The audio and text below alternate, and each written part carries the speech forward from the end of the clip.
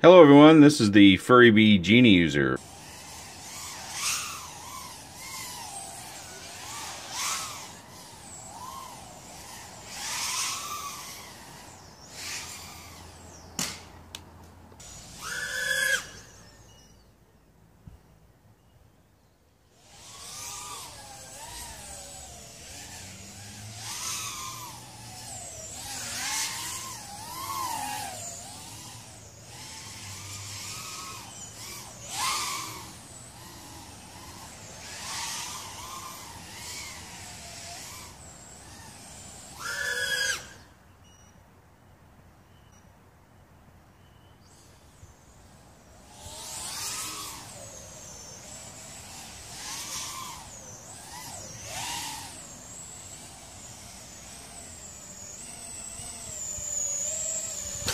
Features an F4 flight controller with an OSD, Furibee branded 1506-3400 kV motors, a CCD camera, I broke this one, 28 amp 4-in-1 ESC, Jim Fan 3052 props, a power switchable VTX, has pit mode, 25 milliwatt, 100 milliwatt, 200 milliwatt, buzzer and LEDs, XT30 for your battery connection, bottom plate appears to be 3 millimeters, top plate is 2 millimeters, probably 160 millimeters. My calipers only go to 154. It weighs 161.5 grams. Comes with an extra set of props, a wrench, a gummy pad, and another connector down here. Also comes with a brief instruction sheet.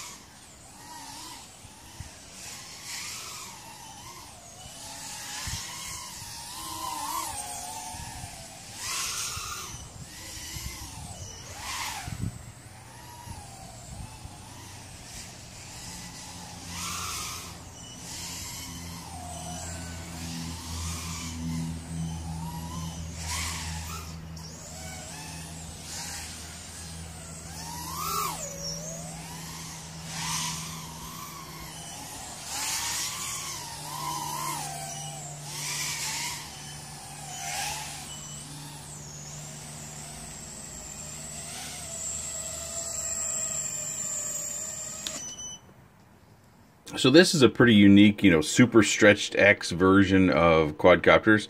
And again, like the Skyzone S140, it has these strikingly similar motors. And they are powerful motors, and they are quite big and beefy as well. But, my biggest beef with this maintains to be the same. The props don't even slide down. You have to force them down with the nut. I will say that Albert gave me a good tip, and one I just hadn't thought about when it came to getting the nuts on, was to put them on another motor maybe a few times, because you can get your hand around the motor so you can get more torque, and it's less torture on us. But even after I'd done that, this nylon that they have in these nuts is so stiff. I have another model around here where I ended up just not using the nuts on it because it was just such a pain to get them on. And that's probably my biggest complaint of this unit, is the motor stems are just, a 1/2 millimeter or something too thick in diameter, and that makes putting things on difficult. Fortunately, these props that we're running nowadays are very durable, and oftentimes if you do bend them, you can just bend them back. And even in the crashes that I had, these are the same props that I was running. My other big complaint is their antenna. This is not the original antenna. I know some say I say antenna weird. I didn't know there was multiple ways of saying that, but this is not the stock antenna. It's more of a pagoda style like this, but it's got an RPSMA connector, so it's got the pin in here, and I only had this one left that I could use. After it flew off in that flight, I put another one on to make sure it was okay. The other complaint I have, so the motor stems are a little bit thick. This design, we know this is bad. We'd probably be better served in just zip tying it right through here somewhere and pointing it out the back, and then bend the antenna up like this so it comes out the back more like this. But you want to make sure you've got that pretty secure, because you don't want it getting over into our props. And that's pretty easy. This piece isn't attached, so you can take these two out and then just throw this piece away, and then you can maybe squirrel this stem and this wire back in your stack a little bit, and then zip tie it hopefully in some manner here. You know, get your antenna connected and then zip tie it maybe up through here, back in this area somewhere, and then bend her on up, and then she should be fine.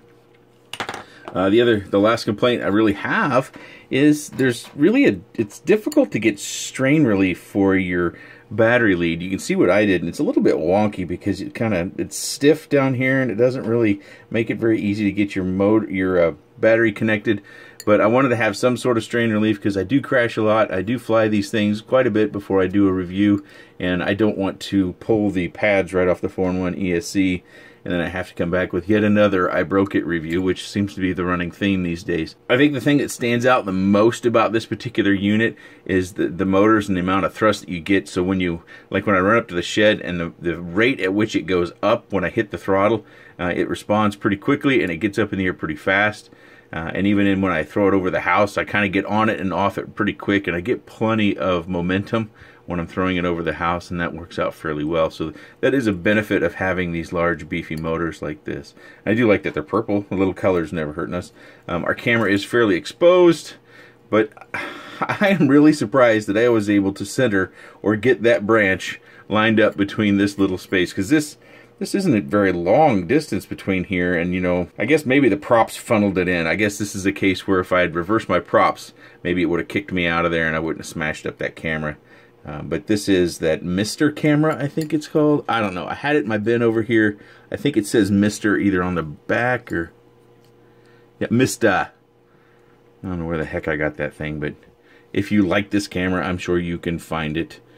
Pretty standard, you know, copy, clone, whatever you want to call them, micro cameras. This particular quad, I think, is more suited for larger, more open spaces or straight runs.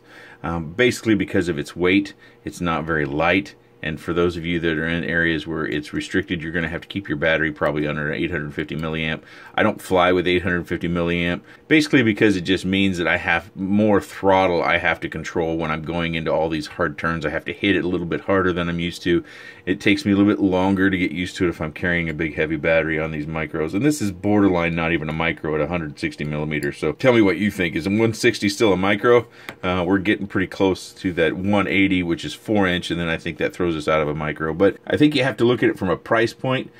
This came in at $156.99 as of tonight. We have a lot of quads coming in about that price. We have the Emax Baby Hawk R, which is a 3-inch now. I have one right over here, and I flew it today. But we're talking about completely different models here. I don't really want to compare these two because this is just... it's a different category because of its size and because its motors. This is, you know, 1106, 1506. I don't think this is a good comparison. So you kind of have to decide what you're looking for, whether you want this sort of model or you want a Baby Hawk model or the Mini Fight, which is also a really good performer, or if you want something like the Skyzone S140. If I were choosing, and the Skyzone S140 were to come in the same price of the Genie User here, which is a really strange name, I would probably go for the S140 just because I prefer a more traditional X design than I do the Stretch X. I did have some problems PID tuning this, and I don't know if it's because of the arms or if it's because of the motors. I didn't seem to have as much of an issue PID tuning on the S140, which also had these motors, or appears to have had these motors. But this one, I'll put my PIDs on screen, you can see there. It took me a few extra flights to kind of get this, and I don't think it's dialed in. You know, I haven't turned PT1 on the filters. I haven't turned off the 2-notch filters, which I tend to do on vehicles that I have that I'm experimenting on. Try to get that tuned to the nth degree, so to speak. but I didn't do it in this case. I was fairly satisfied, and it's not one of my favorites. So it's not a bad quad. You won't be disappointed in it, but I think if you're looking at this, you might want to look at the SkyZone S140, which I also have a review on right up there. As far as the stack, some people are going to look at the stack and say, can you get a GoPro under there? And I think so.